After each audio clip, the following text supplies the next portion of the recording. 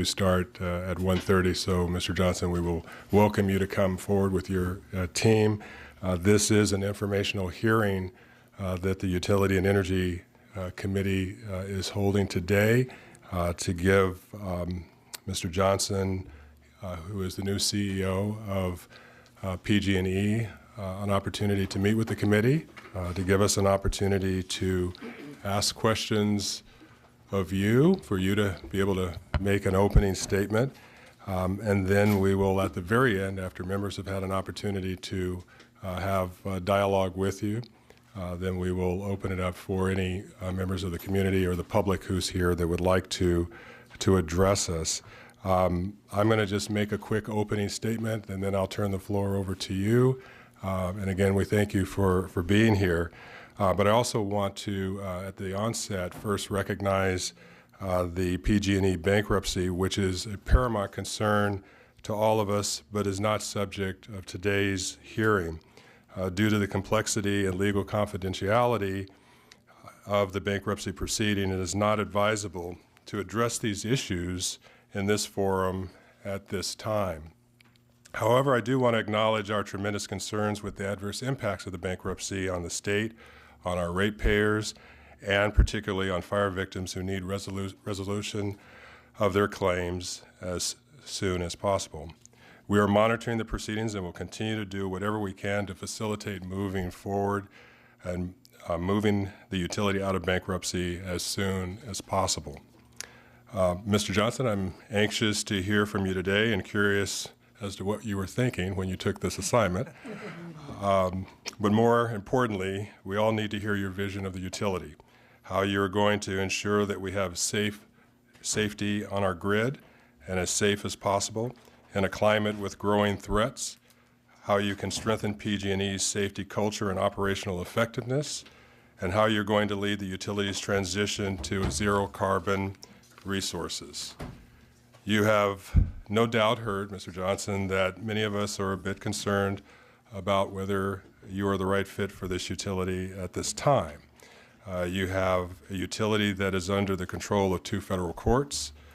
With a few exceptions, you have a completely new board, and one, I might add, that does not appear to have the long-term interests of the state in their field of vision. Although you have a great deal of experience in the traditional vertical controlled utility world, you must have quickly grasped by now that our utilities are very different in structure and mission. So it's a bit hard for some of us to see that you are the right person, although we are certainly looking forward to you proving us wrong at this time to manage us through this storm and keep us on track to meet our goals. But you will have an opportunity to convince us otherwise. As CEO, how do you lead? Excuse me. Sorry, didn't mean to interrupt you, but I would like to say something that's an opening statement. That's fine. Can you lead at this time? Do you lead the board, or does the board lead you? We look forward to hearing your thoughts and to establishing a relationship with you as we move forward in your leadership and your tenure.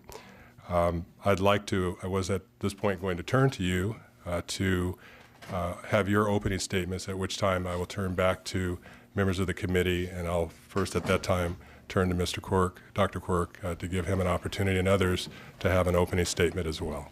The floor is yours. Thank you, Mr. Chair and members. Good afternoon. Thanks for the opportunity to be with you today. As you can probably already tell, I am not a native. I spent the last 6 years in Knoxville, Tennessee, running the Tennessee Valley Authority, which was the first act of President Roosevelt in the New Deal and the last remaining part of the New Deal. Before that, I spent nearly 4 decades in North Carolina, the last 5 or 6 as the CEO of a utility, an IOU like PG&E, called Progress Energy. I am a Southerner, and so if I'm unable to answer your questions without an occasional y'all, I'll apologize in advance. So I'm approaching 2 weeks of service at PG&E. I now have encyclopedic knowledge of almost everything. But I do have about almost 40 years of experience in and around the utility business as a utility lawyer and executive. I've spent my career in both the public and private parts of the utility industry. I was drawn to TVA, particularly in the public sector, by the service opportunity, the opportunity to help make people's lives every day. And that's really why I joined the utility industry many years ago after a career as a lawyer. Utility companies are in the business of making people's lives better. That's the reason we exist. That's our purpose, to provide that service that people really can't do without. And this is my second week, and Mr. Chair, you mentioned this. Since I started, and actually since I first talked with the company about doing this, the most common question I have gotten is, why are you doing this? It comes in various forms. Are you nuts? What are you thinking? But it's been the most common question. Why would anyone want to lead a bankrupt, convicted, and unpopular PG&E? When I could have easily retired, I've retired twice. I actually have a Medicare card in my wallet. Could have retired in comfort. I don't think I have anything left to prove. I'm certainly not here to burnish my business resume. So why take on all this trouble? Never been in bankruptcy, never been on parole, never been convicted of a misdemeanor. My last traffic citation was 1976. So why do this? That's a really good question, and I've thought a lot about it. And the answer is I didn't seek this job. And I'm not sure I particularly want this job, but this job has called me. And the reason is I care about these things. I care about the industry. I care about the impact it has on the economic prosperity of the nation and what it does for people. I care about PG&E, and I will tell you, the entire industry cares about PG&E and what has gone on here. There's a great deal of concern about this and the essential role that utilities play in California. I care about customers. I care about people who have been injured or had loss in these terrible events. And I really care about doing everything I can to make sure that doesn't happen again, and we can get to that in a moment. I also care personally and professionally about the issues that this committee is dealing with, and I care about us getting the right answers to those questions. So I think given my background, my experience, and the fact that I owe nothing to anybody other than to do the right thing every day, I can help with these challenges, and particularly the immediate challenges before PG&E. That's why I came to PG&E. That's why I came to see you today, because I care about these things and I want to help fix them. It's really quite that simple. It might be helpful if I spoke into the mic.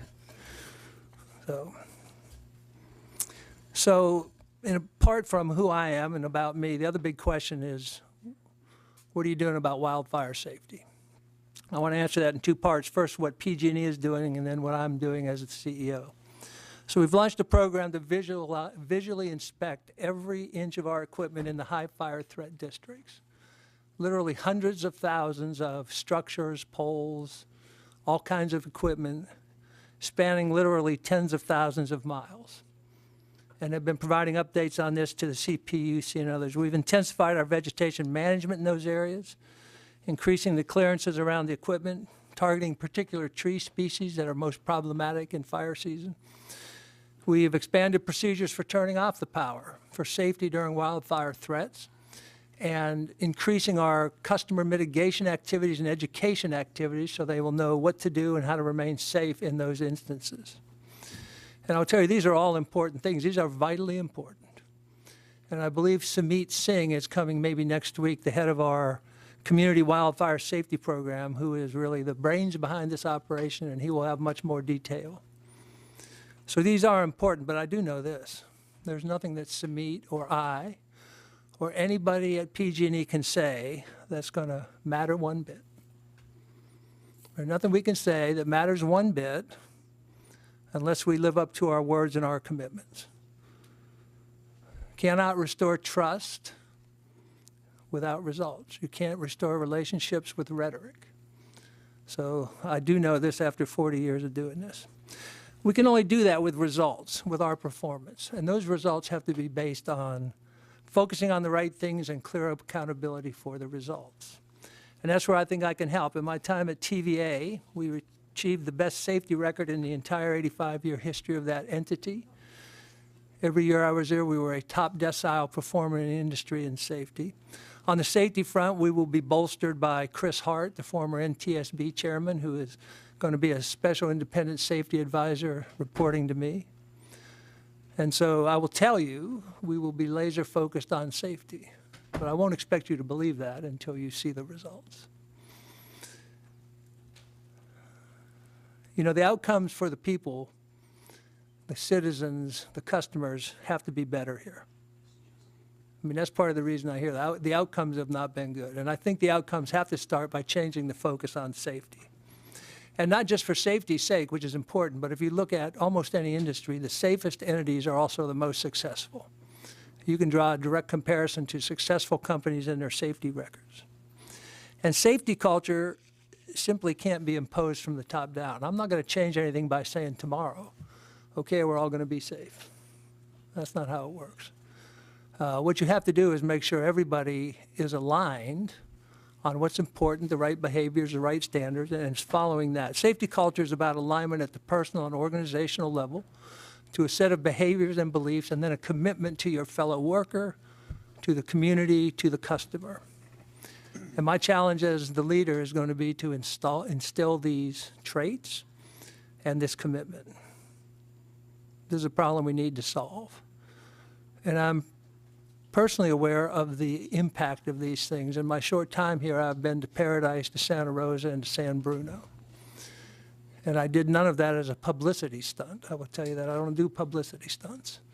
But I wanted to go see. You know, you can read about it, you can hear about it. Till you go see it, you really don't understand it. So I met with victims, with people who had lost family members, homes, elected officials. I will tell you a somber, sobering, heart-wrenching experience for me,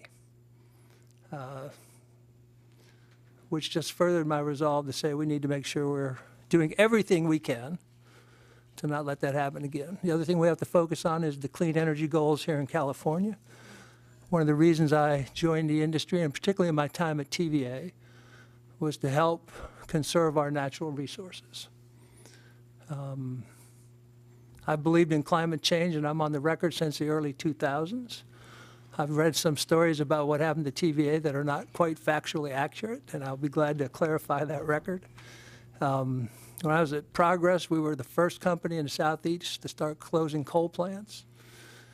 My time at TVA, we went from 60% of our energy from coal to 17%. TVA in a couple of years will have reduced its carbon footprint by 70%, which is a remarkable thing given where they started. And I'm particularly interested in helping build a clean energy future. I think it's important, and that's as important to me as any other reason I came here for. So that's me, that's why I'm here, and I'll be glad to, in my limited knowledge, answer any questions you might have. Thank you. Before we, turn to the members, let me just acknowledge that Brian Dolly and Dr. Jim Wood are joining us today. They were members of the 901 Commission last year, and were the conferees from the Assembly, and so we wanted to make sure that they had an opportunity to be a part of this conversation as well. So they'll have the opportunity to ask questions along with other members of the committee. Dr. Quirk, I think you had wanted to make a few opening comments. Yeah, this is an opening statement which you probably shouldn't respond to. So, by the way, I also have a Medicare card. I've also retired twice, so we have that in common. Also, my son works down several levels from you in energy acquisition, which right now is deacquisition because of the loss of the retail. I look at what happens right now and the plight of the ratepayers due to a failure of state government. Had we prevented the bankruptcy, we would not have to pay huge interest rates for bonds. We would not have to pay 11% for equity. I don't know whether the right number, that's what PG&E has suggested. I don't know if the right number is 9 or 10 or 12, but I do know why. It's because the market has lost faith, not only in PG&E, but in the state's government, either ability or willingness to prevent a bankruptcy. And it's not only PG&E at this point. It's Southern California Edison, it's San Diego Gas and Electric, which everyone agrees has had the best fire safety program, and yet these two are basically just one step above junk bond status. Into why it went into, PG&E went into bankruptcy, not because at the time at least they had a huge amount to pay that hadn't been decided yet, and it still hasn't been decided what fires were caused by PG&E, but because of the fear that they would be found to have caused the fires, and the fact that the state, through the Public Utilities Commission, was unwilling to do anything. President Peavy of the CPUC, when we had the Dr. same Quirk, challenge. I really don't All right, mean to fine. interrupt you. I'm but just saying yeah. we failed, and the impact is coming on the ratepayers. It's coming in the types of the bonds. And further, we wouldn't have to have Wall Street types on the board had we stopped the bankruptcy. Mr. Dolly? Thank you, Mr. Chairman, and thank you for allowing me to be part of your committee. I miss this committee quite a bit. So we've heard in the past a lot about trust me, and it's on your shoulders to build that trust back in the ratepayers and the people of California that have been impacted by some, I think, of the failings of the company. And I think Mr. Quirk brings up there's been some failings elsewhere. So I represent a big part of the territory that PG&E delivers power to my customers or to my constituents. A couple things. Number one, they're talking about shutting down power when we have events where it's high wind and where we have risk. Yeah. And so a lot of we need some information about how that's going to work. There's a lot of folks out there that are fearful that need power. Obviously, we want to minimize our risk, but what does that look like, I guess, going into the future as far as our constituents who are, many of them on life support system, dialysis systems, medically, heat, those things. What does that look like? I mean, I've heard some commercials that have been out there trying to start the process of educating, but there's literally, millions of people out there who don't. We need some way to communicate directly with them to let them know what the process is going to be. So I'm not evading your question. I'll get to it immediately. But I want to say when Sumeet Singh gets here, he can give you this to you in great detail. So if you have time when he comes to be invited back, that would be good. But this is an important question. First of all, why shut off the power? And this is a question of priorities. If you can't keep it safe with the current configuration of the system, human life has to be your highest priority. And so that's the thinking behind this.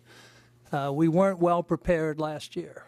That was obvious. We're better prepared this year, much better prepared, much better diagnostic ability.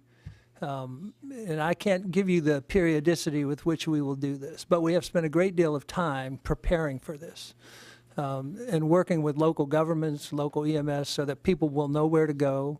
We are intent on giving a lot of advance notice. We'd like to give 48 hours if we can, repeated at 24, and then immediately before the event. We are working with local governments to say, can we set up a shelter in this gymnasium? We're identifying medical need patients. So I think we're doing all the right things here.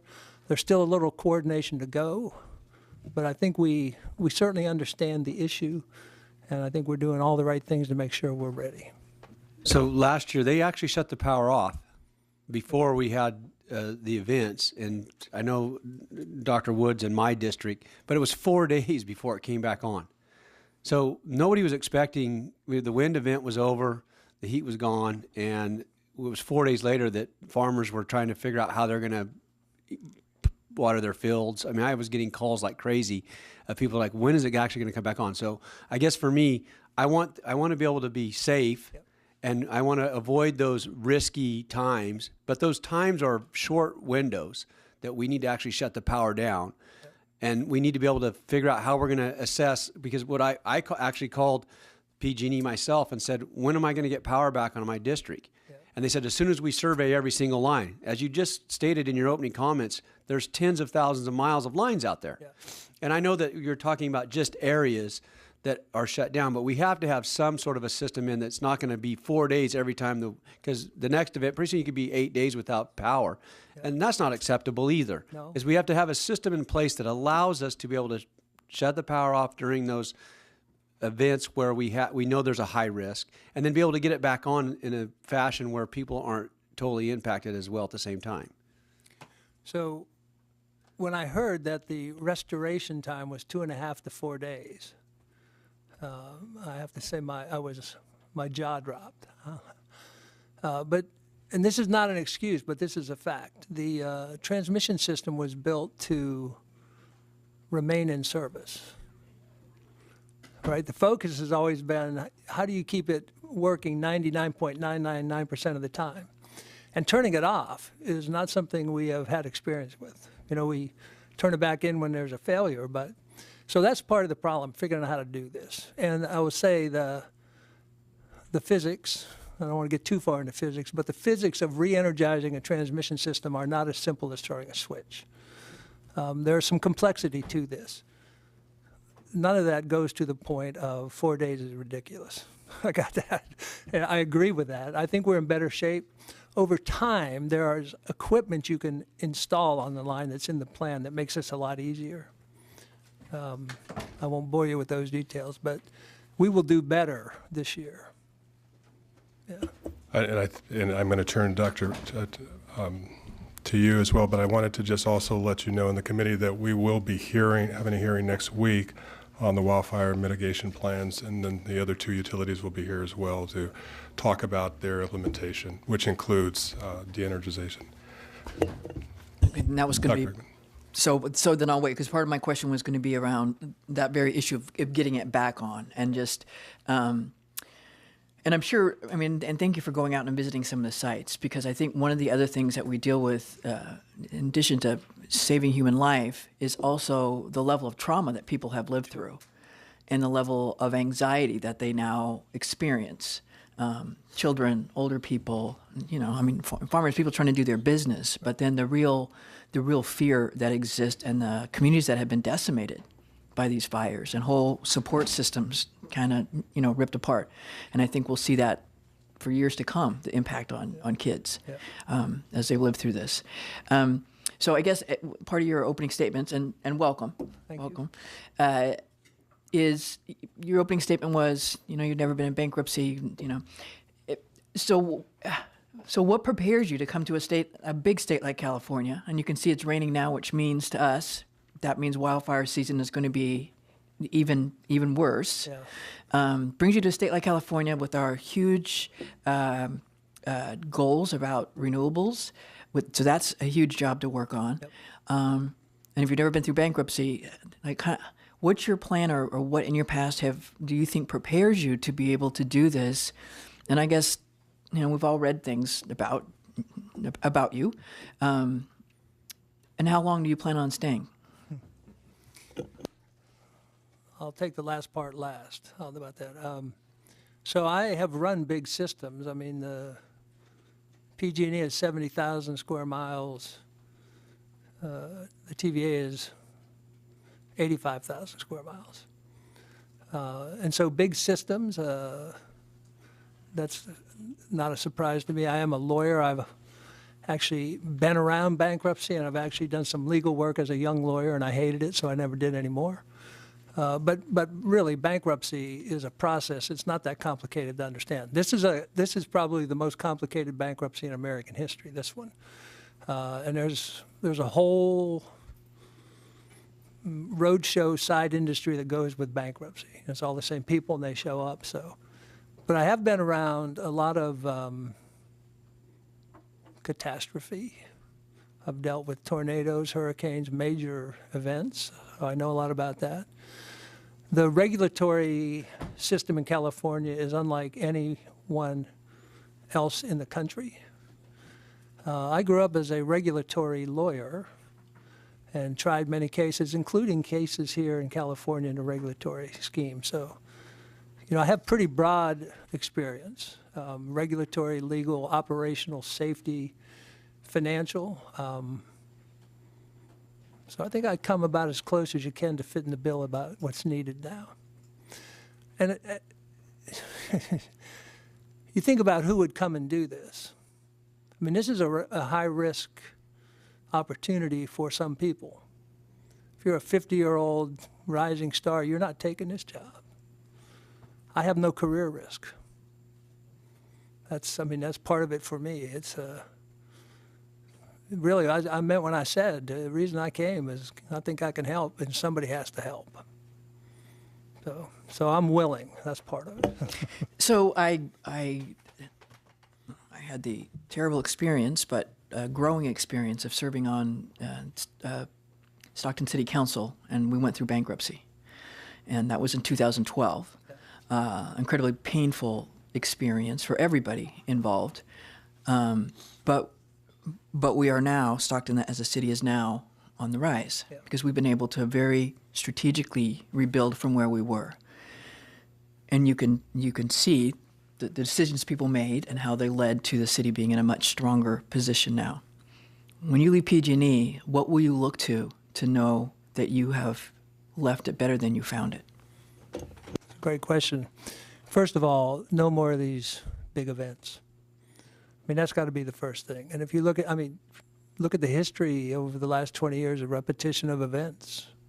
This is the third bankruptcy involving PG&E. One was a subsidiary, but this is number 3. I think there's been 6 in the entire utility industry over time. So, and they're event-driven.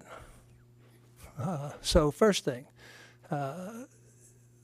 we have to conduct our business in a way that prohibits, you can't prohibit them, but minimizes the opportunity for these events. And that has to do with safety culture, paying attention to detail, risk identification, risk mitigation, asset prioritization, understanding your business. So first, that's first. Let us learn how to run the business without having these big risks. 2, so we're talking about the future. I would like us to, if we've lost it, retain our position as the leader of the clean energy in California. I think we have the opportunity to do that. I think the bankruptcy will affect that a little bit in the short term. And 3, so I believe in redemption. I want some redemption for PG&E in the hearts and minds of the customers and the people in this building and elsewhere. Earned redemption. That's what I don't actually believe in legacy. I think there's a little hubris involved with that. But I do believe in the concept, as you said, of leaving it better than you found it. If we could do that, how long will that take? How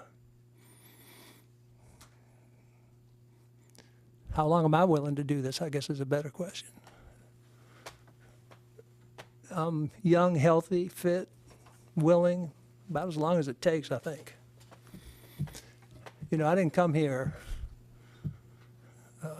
with the idea that this was a short thing. Now, well, we'll see, but I'd like to fix it. And if you actually talk to people in the industry about me, they would say, oh yeah, he's the fix-it guy. So there's a big fix. It is indeed. Wendy? Ms. Carrillo? Thank you, Mr. Chair. Hi, good afternoon, Mr. Johnson. Thank you for being here. My name is Wendy Carrillo. I represent the City of Los Angeles in Assembly District 51 in East LA. PG&E is not in my area, but I did recently go on a visit to Paradise with other colleagues, and it's quite different to see it firsthand, the devastation and the impact to human lives, than to just read about it in the newspaper or see it on television. And the impact that the quality of air that we all breathe in the state of California impacts all of us. These wildfires impact residents in East LA just as they do residents in Paradise and the affected areas. I think trust is a word that often comes up in terms of what the future of PG&E looks like. How do we establish trust? You as a leader of this company now, how do you work with the legislature? I'd love to hear like maybe some of your plans in the next 3 to 6 months as to the implementations that you will take to change, or the leadership that you will have within the company, and how you plan on letting us know in the legislature about your progress or challenges that you may be facing, so that at the end of the day, we work towards protecting California ratepayers and ensuring that there is trust within the public and the legislature. Thank you for your question. I made my first trip to Capitol Hill in 1983 and to a state legislature in 1984. And I'm one of the odd CEOs, I think, who likes this. I like dealing with the media. I like dealing in the political space. It's not always pleasant, but it is democracy on the march. So I'm hoping to see a lot of you. Part of that will be on your willingness to see me. But I am no stranger to the process, and I understand the close connection between utility regulation and legislature. So I hope not to be a stranger. I would say that. On the issue of trust, you know, how do you build trust? There's a couple ways you do this. The first thing is say what you're going to do and do it, right? I mean, that's my dad had a saying, which I've adhered to, which is tell the truth as fast as you can. And so that's part of trust. Tell the truth. If something bad happens, own it. Don't cover it up. Conduct your business in a way that you can be proud of. And we've had some instances of things that nobody can be proud of. And I think it's that simple. I mean, I think we tend to overcomplicate things, but things like trust. Are you going to do what you said you're going to do? Did you make sense when you said it? Did you socialize the idea? And then did you do it? So if I tell you I'm going to do the best I can to prevent a fire again, you can count on that being true. Now, whether I will succeed or not is a different question. But I think that's how we rebuild trust. And I know it's going to take a while. But we've already started this. This is about a set of behaviors and a set of commitments we make every day. Here's how we're going to do our business. And if we get out of line, we're going to fix it. There will be plenty of challenges. I'll tell you what I'm focused on. I'm focused in the short term at the moment. So I've been very focused on the wildfire safety plan. And you'll have to forgive me. There are so many acronyms flying around on this that I'm not sure I can keep them all straight. The work that we're doing, particularly the inspection and repair work, which is a tremendously large task and a very robust process. So I'm thinking about the short term at the moment. There are a number of other issues that need to be fixed. One of your colleagues here and several mayors I've talked to, one of the issues we have is hooking up new customers. It takes weeks or months. Those kind of things have to be fixed. But first things first, wildfire safety, and then we'll get to everything else. Thank you. Dr. Wood? Excuse me. I want to thank you for being here, especially so early into your tenure. So I represent the Santa Rosa area, and while PG&E was not implicated in that particular fire, I also represent Mendocino County, and I believe some of your equipment was involved in our fires there, as well as others. After 2010, the San Bruno pipeline explosion, I helped identify some of the victims of that. Yep.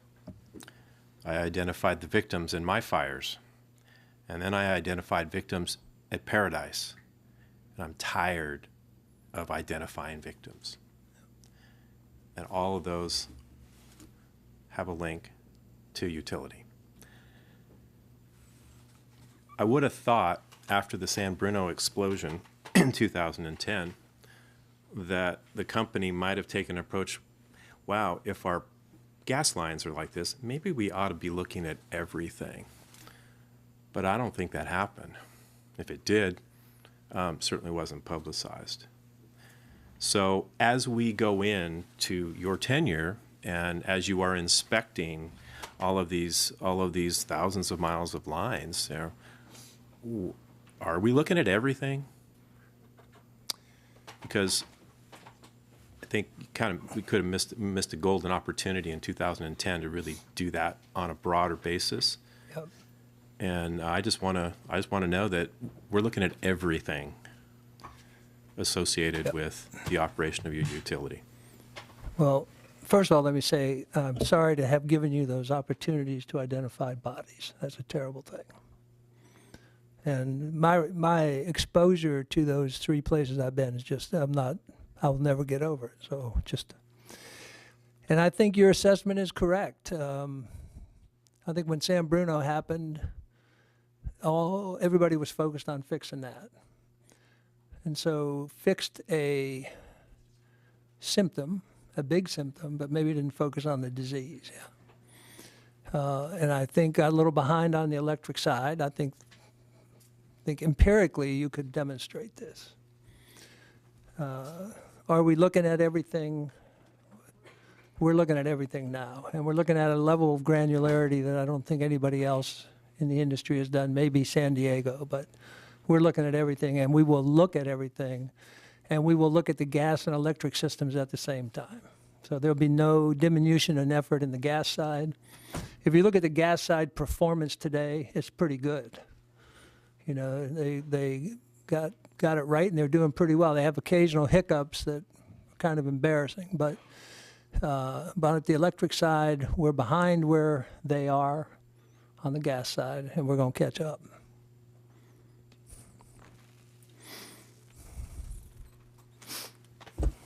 Mayor Succi.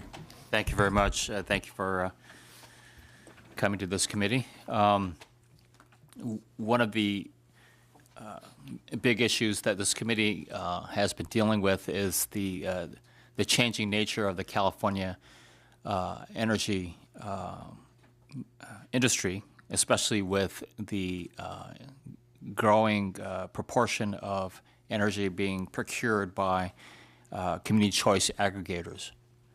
It's my understanding that 46% of PG&E's electricity load is procured by community choice aggregators, as ratepayers are opting out of private electricity service in favor of the locally controlled public programs. And so my first question is, you know, as you started off talking about safety being your number one priority, and I think, you know, the concerns, the questions raised by committee members just emphasize that public safety is our number one concern. Would narrowing PG&E's scope of responsibilities to transmission and distribution allow PG&E to focus on infrastructure safety and grid management? So I have heard the term community aggregation. That's about as deep as I go, but that wasn't really your question. There are very large companies in this country, in this region, in this city, that are well managed. And so I don't think it's a question of would it help PG&E to shed some assets or responsibilities so it could focus on other things. I think we ought to be able to manage all those things. Historically, generation, transmission, I think this is a management capability question that we should be able to focus on all these things. Now, I don't know what the best answer financially for customers is. I mean, right behind safety for me is customer impact. I am pro-consumer also, and that's often hard to be in this business, but I am. But, you know, I know people are studying things like divestive generation or municipalize because we can't manage our business. I think the better thing for us to do is demonstrate that we can manage the business. Well, again, you know, I understand that you're new to California, but CCAs is a acronym that you're going to be hearing a lot about, and I think it's not just you know, a hypothetical, but it is, you know, almost half of PG&E. The PUC projected 80%, I believe, in the near future, and so yeah, I would just I believe that this is going to be one of our focuses on whether the traditional role of utilities, you know, how that would evolve with the rise of these CCAs. And so maybe I can come back in 2 weeks when I'm 2 weeks smarter and address your question, because today I cannot. Thank you. Thank you. Fair enough. Ms. Reyes? Thank you, Mr. Chair. Welcome. Thank you. I joined with the chair's comments about a very deep concern about what PG&E is doing in response to what they caused, in response to the bankruptcy. I don't agree with my colleague about the state's role and lack of action, because I think that the fault has to go squarely on PG&E. There are a number of things that you have said here today. You commented that you're committed to the clean energy future of PG&E. Yet, for TVA, they on their website they talk about the fact that the track record falls short of what PG&E's customers deserve. There's a lack of solar and wind power on TVA's coal-dependent system. Coal made up more than a quarter of TVA's portfolio last year, with solar and wind accounting for just 3%, according to the company's website. That concerns me. I understand there was a reduction in coal during your tenure. I recognize that. But California is very different than where you came from. Governor Newsom has talked about the fact that the board of directors has quite a few hedge fund members and too few California members. My colleague has asked about CCAs. In California, we've got to know about that. And if we had more board members who were from California, who understood what was happening in California, then that would be something the board members would be concerned to make sure that their new CEO knew all about it. I know that in this short tenure, since you have just been appointed, it would be very difficult for you to know everything. I get it. You also said that you believe in earned redemption for PG&E. One of my questions would be, what did PG&E do wrong that you know about and that you will use as a learning tool during your tenure that's coming up? Mm-hmm. In response to my colleague, we talked about trust, and you said, say what you're going to do and do it. I want to know what you're going to do so that we can then come back and say whether you did it or not. Mm-hmm. This is too important. I don't want my colleague to go identify any more bodies. I joined with him and my other colleagues on this conference committee on the wildfires, and I learned more than I ever wanted to learn about this. It isn't something that I experience in my community, but I had the privilege of being part of that conference committee. We shouldn't have to be reliving this. We need to know what the lessons learned are. So my question, and one last comment. When asked about the gas lines, I think my colleague asked about that, and your response was, they're pretty good. There's a commercial out now about the doctors and whether they're pretty good. And you come in and the surgeon comes in to see you and you're ready for surgery and you look up and you say, doctor, what are my chances? And he says, they're pretty good, I think. It's not good enough. Not on the commercial and not here, because it's our responsibility to work on policy that's going to protect those in the community that are served, in this case, by PG&E. Mm-hmm. So my question then is, just as we would ask a president, just as we would ask anyone else coming in to such an important position of power, what are your plans? I do want to hear what you're going to do, and I recognize that one answer could be, I'm going to talk to people, find out where we're going to go. I think that would be 100 days too late.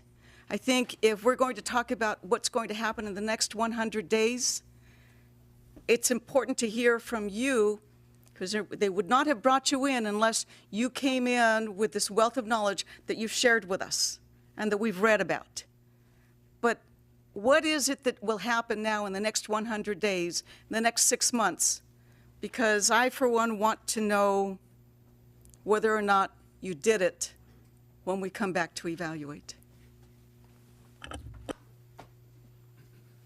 Thank you. Perhaps I can start with a little bit about TVA.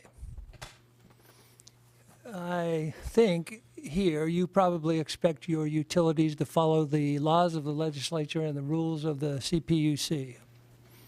And the same is true at TVA. TVA is a creature of a federal statute passed in 1933, and the TVA Act says the primary objective of TVA is to produce electricity at the lowest feasible rate. That is the exact language, and is supplemented by saying when you add resources, you have to add the lowest cost resource so you get the lowest system cost.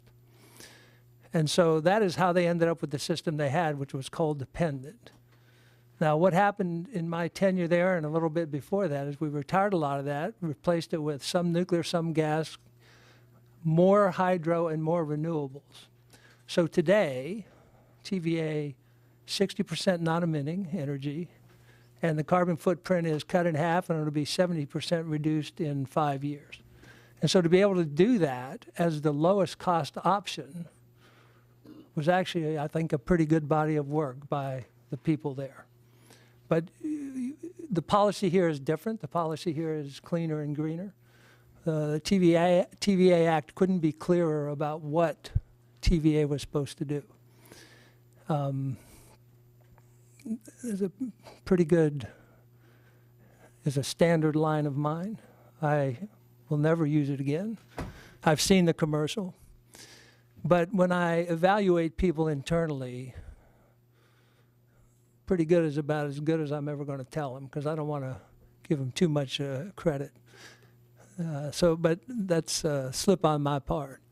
So let me address the gas system performance. It's top quartile in the industry in many regards, including in the safety piece.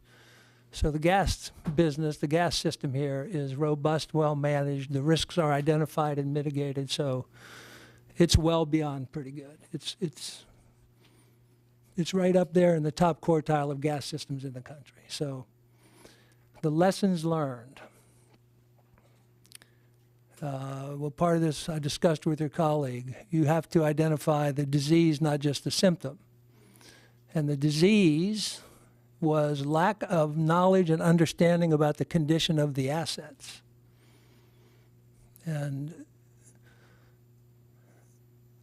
that's, you know, when San Bruno happened is because we didn't know the condition of the pipe, didn't know how long it had been there. All that's why it happened. So the real lesson learned is accountability. That's the lesson.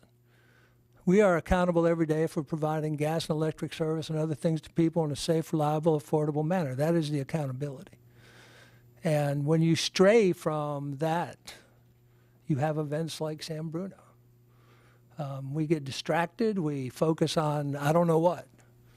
But the first thing that I'm going to do is bring an intense focus back to the fundamentals of operating a utility system, right? Clear roles, clear accountability, clear standard of what good looks like.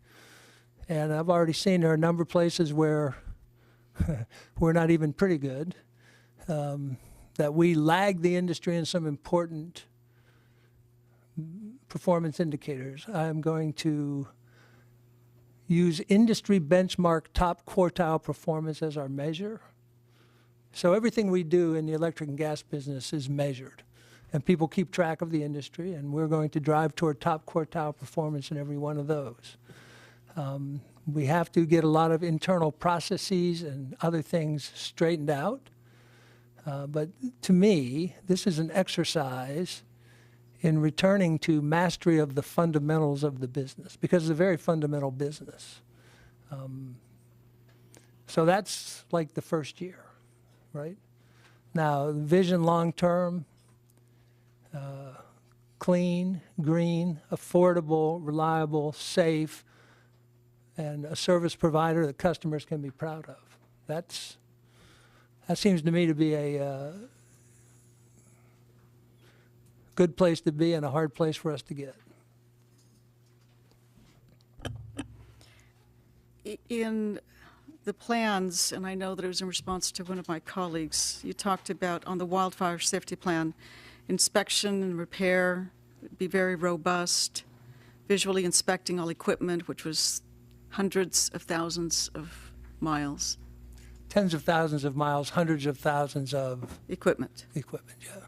Hundreds of thousands of pieces of equipment, yes. Hundreds of thousands of pieces of equipment. Yeah. What is the cost estimate for that? For that activity, the range is 600 to 900 million. And I assume that includes hiring more staff, more employees? Yes, we have, in fact, about tapped out on the western part of the country, tree trimmers, inspectors. We have every resource we can find at work out there doing this. And where will the money come from? That's a good question. I think initially it's coming out of the TVA coffers, and I don't know what the rules are on recovery or any of those things. TVA coffers? You know, it's not coming out of the TVA coffers, the PG&E coffers. I may have said TVA because You did, and I was excited about that. they don't actually have any money there, so. Yeah.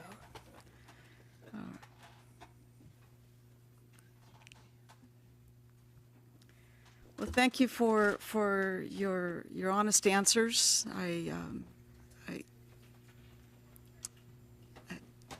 I'm looking forward to coming back to see exactly where we are. But again, I do want to state that the statement given by our chair at the very beginning, though very harsh, I think expresses the sentiment of so many, especially those who have been involved in the conference committee and in this entire process and have listened to PG&E sit right where you are and talk to us about how they have done everything they could. So I do want to align myself with the comments made by my chair. Thank you. I wanted it to be straight talk. I apologize if it came off as harsh, but I think that what we're feeling and sensing is a great deal of pressure and weight that's on all of us. And the utility industry is very vital to the state of California, very necessary, very important. We want it to work.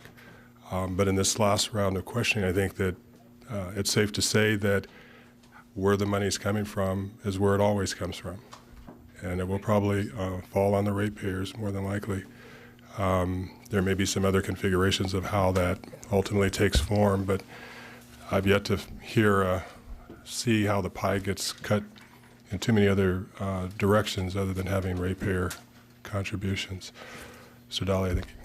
It's one of the things we haven't talked about today is, so I've never been in bankruptcy, but I've tried to collect money from people that were in bankruptcy. And bankruptcy is a tool, basically, for the company, which in this case is PG&E, to not have a judge is going to make up the decision, or maybe more than one judge in this case, I'm not sure, but a judge is going to make the decision on allowing you to do some things, and that means contracts, power purchase agreements.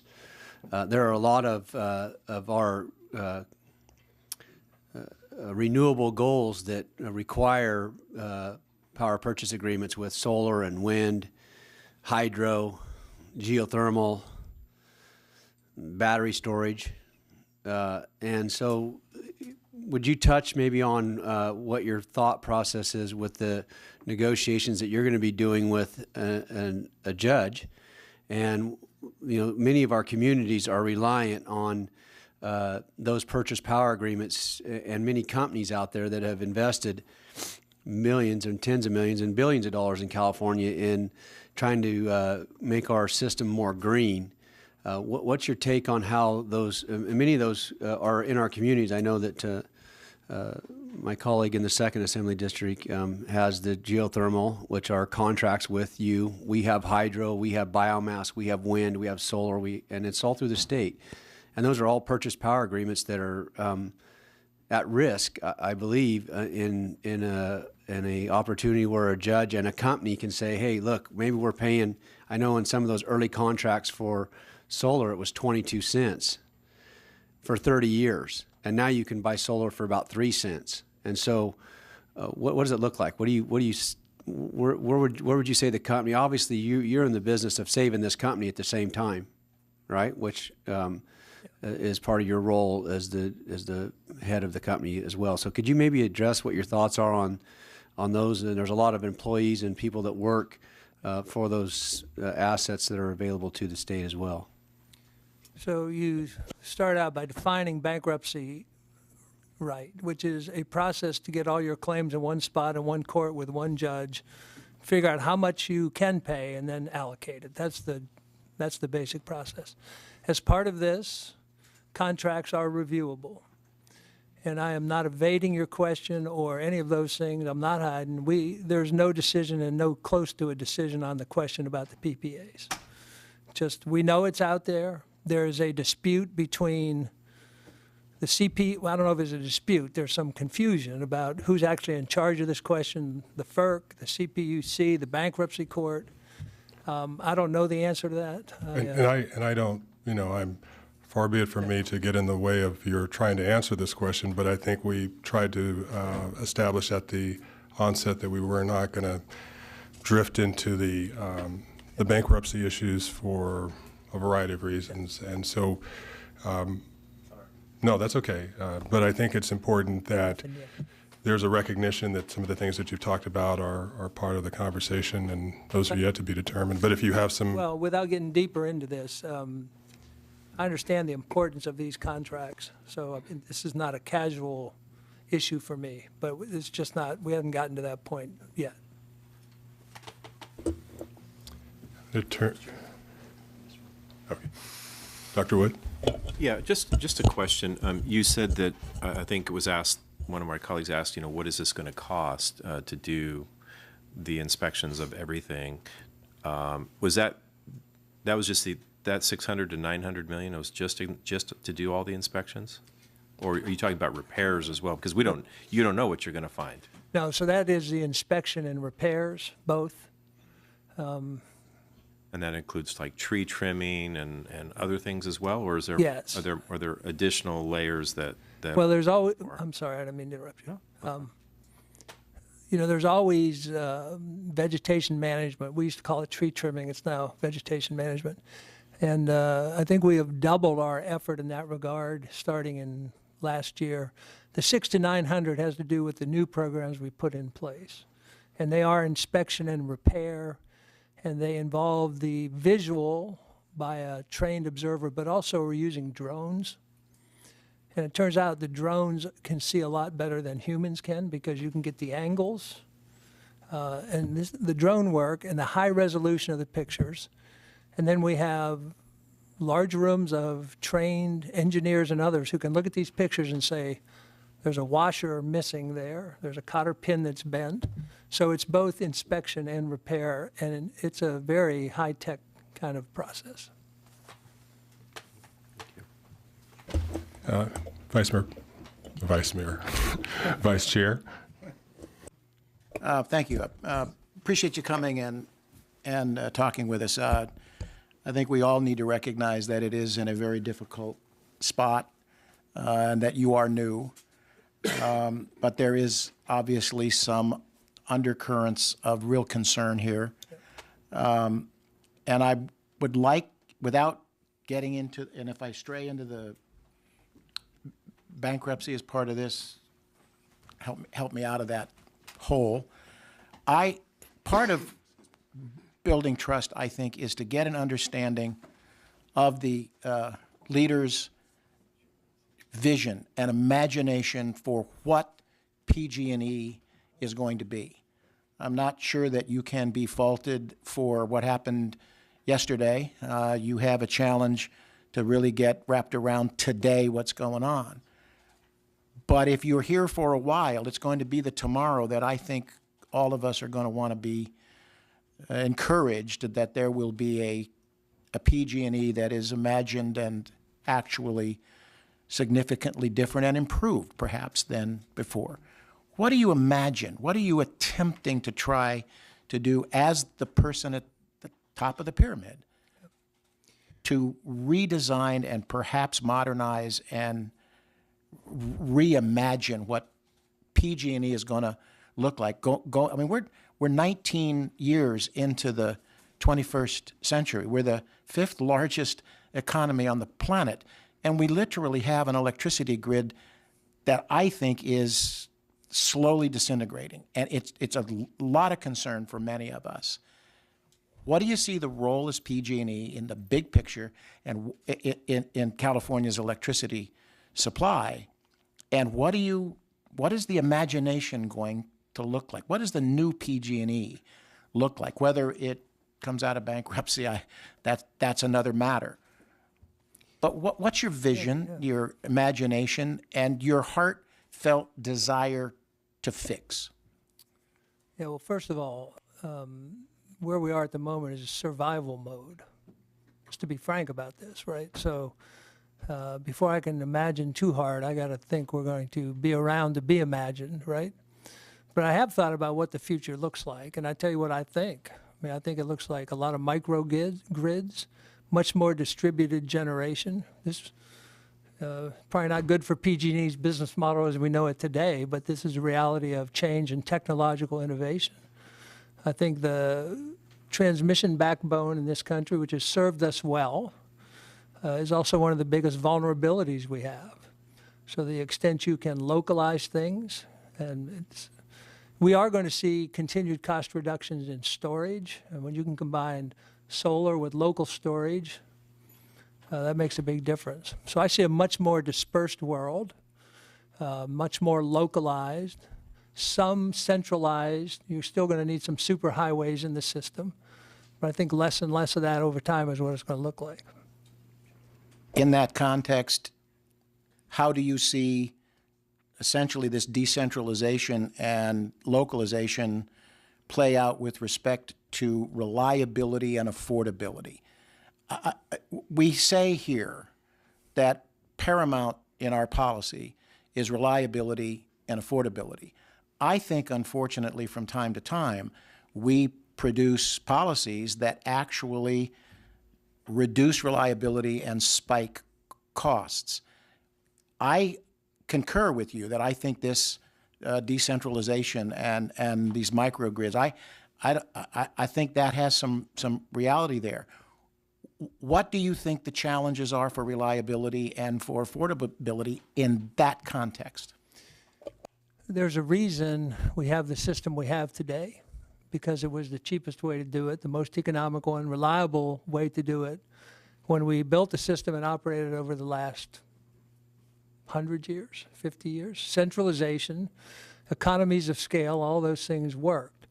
They worked mostly because of the limits of technology, right?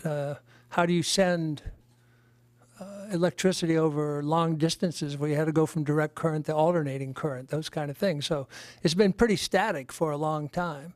The advent of technology, where solar prices are today,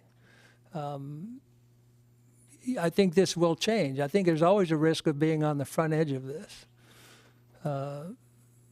It's a fact, but it's a fact. I think the average PG&E rate is about 22 cents. The average rate in TVA was 9 cents. Now, it had different social conditions. You had all kinds of differences. But part of that has to do with the policy here. But, the other part of the policy going forward is if you're worried about the planet, then you have to do some of these things to go more local, more decentralized. I think that's where we'll be in I don't know how many years. Appreciate the conversation. I want to continue it with you and your other representatives.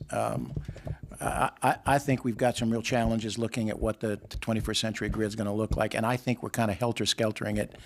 And I think we've got to be focused on the long term as much as we get focused on the fact that you're in survival mode. But I appreciate at least the explanation of your vision. Thanks. Thank you.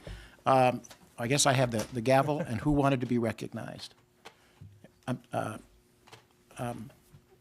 Member Reyes. Thank you. I was just sent over the news headline, PG&E caused campfire, CAL FIRE says. Just came out today. Pacific Gas and Electric Company is being blamed for sparking the deadliest and most destructive wildfire in California history.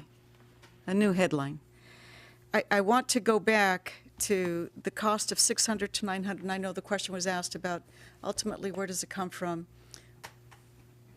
but the answer, the response was correct. It's going to ultimately come from the ratepayers. But my question is, would you agree that the cost should be borne not only by the ratepayers, but also by the shareholders of PG&E?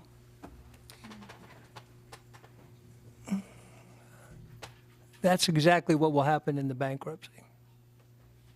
That's really what will happen in the bankruptcy. How much of this is paid for by whomever? And part of that will be the shareholders. Yes. Well, we're talking prospectively, Oh, right? Retroactively, yes, the bankruptcy court is looking at the picture, and they will figure out all of those costs and figure out how who's going to get paid what, and we'll have the problems just as my colleague has talked about. But prospectively, you're talking about $600 to $900 million that is going to be spent on these items that we've talked about, the inspection, repair, and everything else. And the comment was made that who will pay, well, you mentioned from PG&E coffers, but in the end, it's the ratepayers. But my question is, prospectively, if we're looking at $600 to $900 million that will be spent to right the wrongs, the prior wrongs,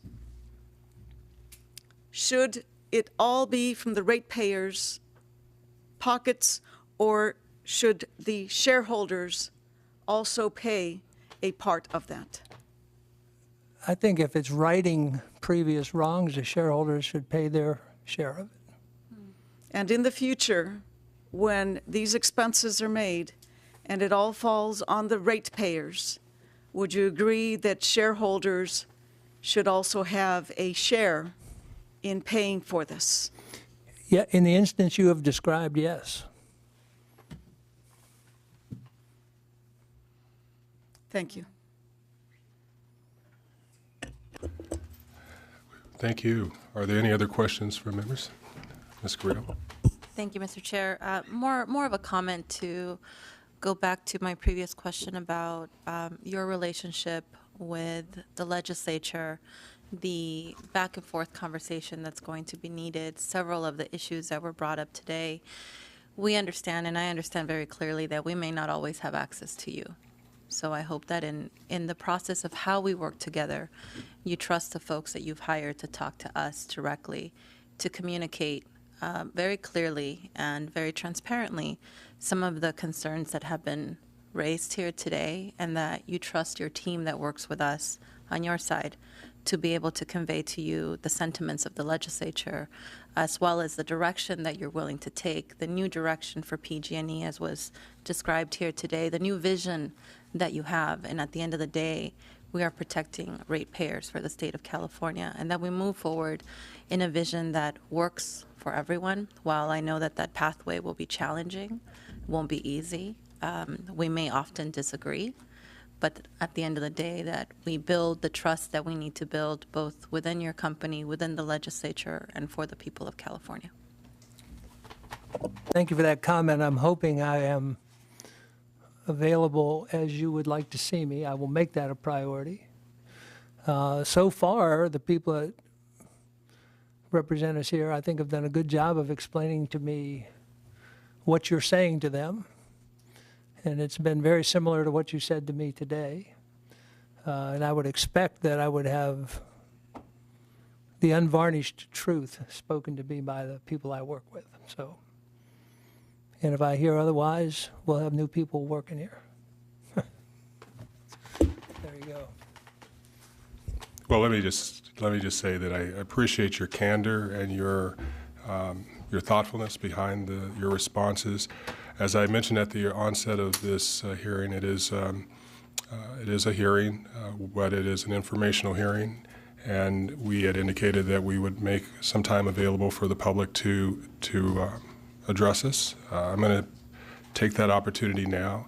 There are other questions that I think that all of us can probably engage with you on, and as time goes on, we'll do so. But we do appreciate the fact that you've fielded the questions today that dealt with a variety of issues that are very much on the forefront of the conversation around PG&E, but just not PG&E, but also how we move forward and stabilize this very important industry in California.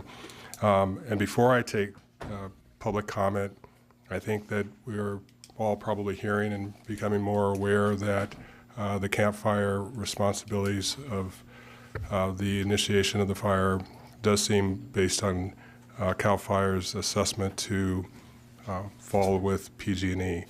My feeling is that the PG&E has sort of anticipated this, and so it doesn't really change too much of the dynamics, other than now it's real and you're looking to implement next steps.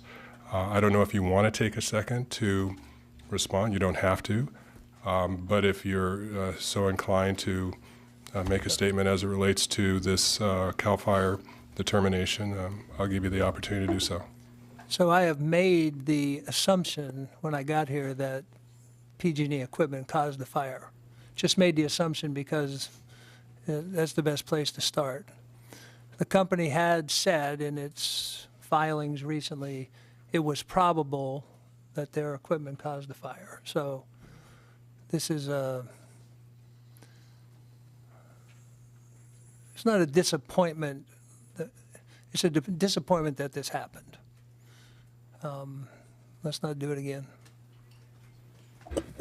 We will now take, probably if you have a question and you want to pose it or just a comment, we'll give you 2 minutes if there's anyone from the public that would like to address the committee at this time. Oh, on that note, okay. It's still 2 minutes. Thank you. Michael Bocadoro on behalf of the Ag Energy Consumers Association. I appreciate, like all of you, the fact that PG&E CEO was here. I've been doing this for 35 years, and it's the first time I can remember that, frankly. So that's a good thing. And we've heard a lot about caring and trust. And one of the things we know about trust is it takes years to build, seconds to break, and forever to repair. Unfortunately, we don't have forever. And unfortunately, this is not the first time PG&E has broken the trust. It's not the second time. It's not the third time. It's not even the fourth time. And my concern is it won't be the last time.